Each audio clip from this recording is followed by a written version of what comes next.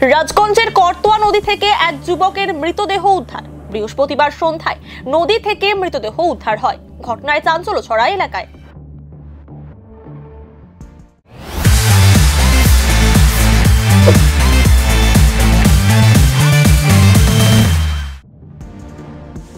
মৃতের নাম সঞ্জিত ওরাও।